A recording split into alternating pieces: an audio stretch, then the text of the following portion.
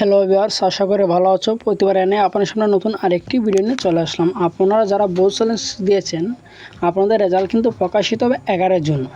অনেকের রেজাল্ট কিন্তু পরিবর্তন হবে বা অনেকেই কিন্তু পাস করবা, ঠিক আছে। তারপরও যদি ফেল আসে তাহলে কি করবা, ঠিক আছে। আপনি বোর্ড চ্যালেঞ্জ দেওয়ার পর কিন্তু অনেকেরই কিন্তু রেজাল্ট কিন্তু পরিবর্তন হবে, ঠিক আছে। অনেকে যারা ফিল করছেন তার মধ্যে কিন্তু অনেকে কিন্তু পাস করবেন। যারা মনে করেন যে 2-3 জন্য যারা প্লাস মিস হয়েছে, অনেকে কিন্তু প্লাস আসবে, ঠিক আছে। তারপরে যদি আপনাদের তারপরে যদি আবার ফেল আসে তাহলে আপনি কি করবেন, ঠিক আছে। তারপরে কিন্তু একটা ওয়ে আছে, ঠিক আছে।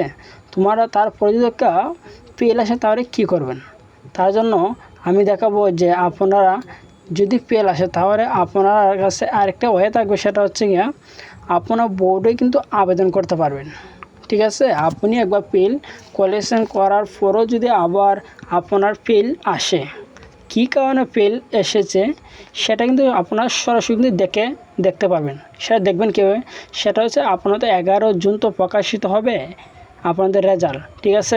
11 জুন প্রকাশিত হওয়ার পরে কিন্তু আপনারা যে বোর্ডে যে বোর্ড আবেদন যেটা বলে, যে আপনি কিসের জন্য কত নম্বরের জন্য ফেল করেছেন, অথবা আপনার 2বার এখানে ফেল আসছে, ঠিক আছে। কোন কারণটার জন্য আপনার ফেল এসে সেটা কিন্তু আপনারা বোর্ডে যখন আবেদন করার পরে কিন্তু আপনারা জানতে পারবেন, ঠিক আছে। সরাসরি আপনারা জানতে পারবেন।